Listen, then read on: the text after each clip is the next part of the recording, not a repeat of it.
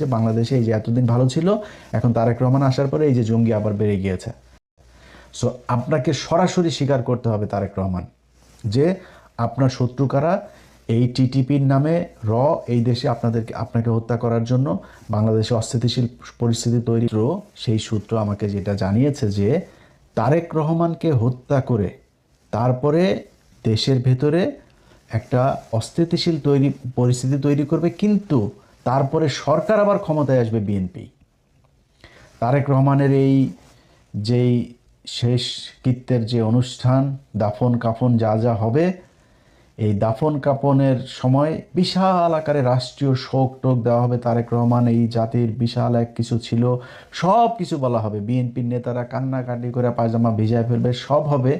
কিন্তু বিএনপির যে দ্বিতীয় সারির যেই নেতারা বিএনপির হাল ধরবে, ক্ষমতায় আসবে, সেই ব্যক্তিরা হচ্ছে গিয়ে তারেক রহমান যা করছিলেন তার ঠিক উল্টাটা করবে।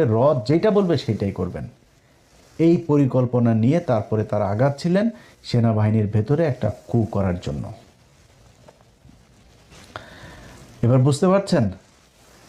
আপনারা পুরো ঘটনার সব যদি নাকি একসাথে মিলানোর পরে দেখতে পারবেন যে তেহরিকি তালেবান পাকিস্তানের টিটিপির সাথে ভারতের যেই যোগসাজশ, সেইটা দিয়ে তারা পাকিস্তানের সাথে ওইদিকে ফাইট করছে, আর এই দিকেও ভারতের বিরুদ্ধে যারা কাজ করবে তাদেরকে এই করার জন্য এই তেহরিকি তালেবান পাকিস্তান নাম দিয়ে তারপরে করা হয়েছে।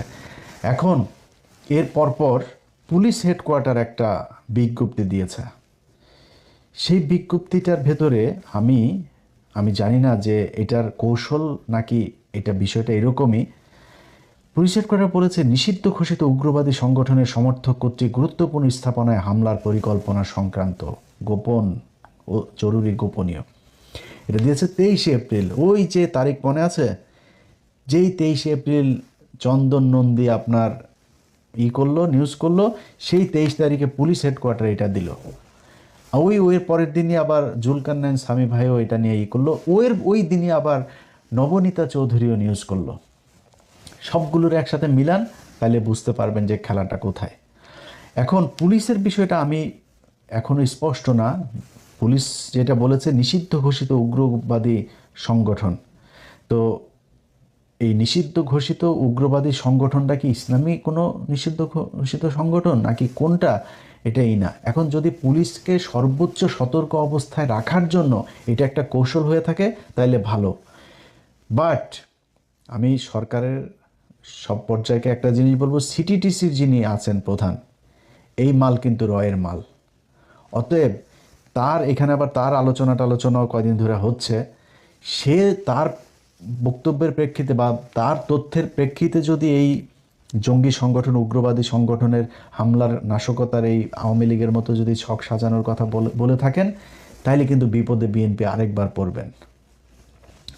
আপনারা আব্দুর রহমান, বাংলা ভাই, এই খালেদা জিয়া তাদেরকে বিচার করেছে, এই খালেদা জিয়ার সব জঙ্গিদেরকে ধরেছে, অথচ সেই জঙ্গির সব আপনার কনসিকুয়েন্স বহাইতে হয়েছে কাদেরকে? এই তারেক রহমান আর খালেদা জিয়াকে। বিএনপি এখন পর্যন্ত আমেরিকায় নিষিদ্ধ আপনার সংগঠন, সন্ত্রাসী সংগঠন।